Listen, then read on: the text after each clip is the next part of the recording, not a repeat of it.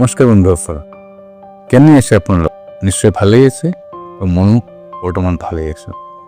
আজি এটি মই আপোনালোকৰ ওচৰলৈ সুন্দৰ কাহিনী লৈ আহিছোঁ। আশা কৰোঁ কাহিনীটো শুনি ভিজুৱেলবিলাক চাই আপোনালোকে নিশ্চয় ভাল পাব। আহক ভিডিঅ'টোলৈ আগবাঢ়ো। এই কাহিনীটোৰ চৰিত্ৰ দুটা, এজন অৰ্ণৱ আৰু এগৰাকী নিহাৰিকা। নিহাৰিকা এগৰাকী শান্ত ছোৱালী আৰু অৰ্ণৱ এজন সেনা জোৱান।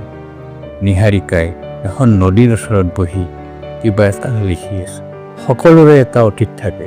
কাৰোবাৰ বাবে সেই অতীত এটা যন্ত্ৰণা আৰু কাৰোবাৰ বাবে সেয়া জীয়াই থকাৰ একমাত্ৰ সময়। নিহাৰিকাৰ অতীতটো আছিল অৰ্ণৱ।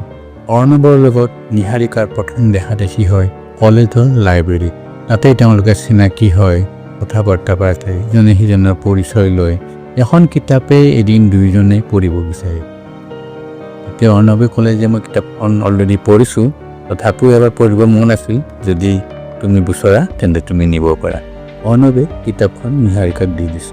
এনেদৰেই তেওঁলোকৰ কাহিনীটো ক্ৰমান্বয়ে আগবাঢ়ি গৈ আছে। সেইদিনা বৰষুণ দি আছে। দুয়ো একেলগে পথাৰ কাষৰ এখন সৰু দোকানত, চালিৰ দোকানৰ তলত বহি চাহ খাই আছে। কিন্তু সেই চাহৰ সোৱাদতকৈ তেওঁলোকৰ কথাবিলাকেহে খুব মিঠা, খুব সুন্দৰ আছে। অৰ্ণৱ, তুমি আৰ্মিত যোৱাৰ কথাটো কিয় ভাবিলা? তোমাৰ ভয় নালাগে নেকি? নিহাৰিকাই অৰ্ণৱক এনেদৰে সুধিছে।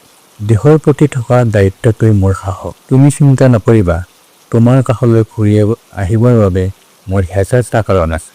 তুমি নহ'লে মোৰ পৃথিৱীখনেই অসম্পূৰ্ণ, অৰ্ণৱে কৈছে।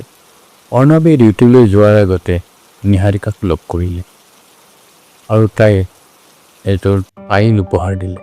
এই পায়েলযোৰ পিন্ধি থাকিবা। যেতিয়া এই পায়েলযোৰৰ শব্দ তুমি শুনি থাকিবা, তুমি অনুভৱ কৰিবা মই তোমাৰ আশে পাশে আছোঁ। আৰু শুনা, এইবাৰ কিন্তু দেউতা আমাৰ কথা কম। অৰ্ণৱে কথাখিনি কৈছে। নিহাৰিকা চকুলো টুকি আছে। অৰ্ণৱে হাঁহি হাঁহি তাইক বুজাই আছে। অৰ্ণৱ ডিউটিলৈ গ'লগৈ। সময় বাগৰি থাকে।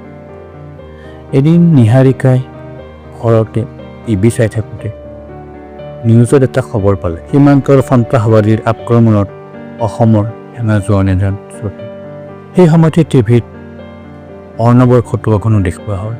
ফটোখন দেখিয়ে নিহাৰিকাৰ হাতত থকা চাহৰ কাপটো পৰি ভাঙি গ'ল। নিহাৰিকাই দৌৰা দৌৰিকৈ ফোন কৰিবলৈ চেষ্টা কৰিলে, কিন্তু তেওঁ ফোন লগাব নোৱাৰিল। নিহাৰিকাৰ উশাহবোৰ যেন বন্ধ হৈ পৰিছে। যিটো ভয়ে তাইক সদায় খেদি ফুৰিছিল, সেইটোৱে আজি সত্য হৈ গ'ল। অৰ্ণৱৰ মৃতদেহ পতাকাৰে মেৰিয়াই ঘৰলৈ অনা হ'ল। দূৰৰ পৰাই নিহাৰিকাই সকলোবোৰ চাই গৈছে। তাইৰ চকু পানীবোৰো যেন গালতে শুকাই গৈ আছে। সময় পাৰ হৈ গ'ল। নিহাৰিকাই নিজকে এতিয়া চম্ভালি ল'লে। নিহাৰিকাৰ ভৰিত আজিও অৰ্ণৱে দিয়া সেই পায়েলযোৰে আছে। অৰ্ণৱে বিচৰাৰ দৰে নিহাৰিকাই এতিয়া এখন স্কুলত শিক্ষকতা কৰে আৰু সৰু ল'ৰা ছোৱালীক পঢ়ুৱায়। অৰ্ণৱ গ'লগৈ, কিন্তু তাৰ সপোনবোৰ নিহাৰিকাৰ বুকুৰ মাজতে থাকি গ'ল। অৰ্ণৱে যেনেকৈ দেশৰ বাবে নিজকে বিলীন কৰি দিলে, নিহাৰিকাইও তাইৰ ভালপোৱাবোৰ সমাজৰ বাবে বিলাই দিলে। প্ৰেম মানে ইজনে সিজনৰ কাষত থকা নহয়। প্ৰেম মানে এজনৰ অবিহনেও আনজনৰ সপোনবোৰ জীয়াই ৰখা। কাহিনীটো কেনে পালে বন্ধুসকল, আপোনাৰ কমেণ্ট বক্সত জনাব। যদি ভাল লাগিলে তেন্তে আপোনাৰ বন্ধু বান্ধৱীসকললৈকো শ্বেয়াৰ কৰি দিব। ধন্যবাদ।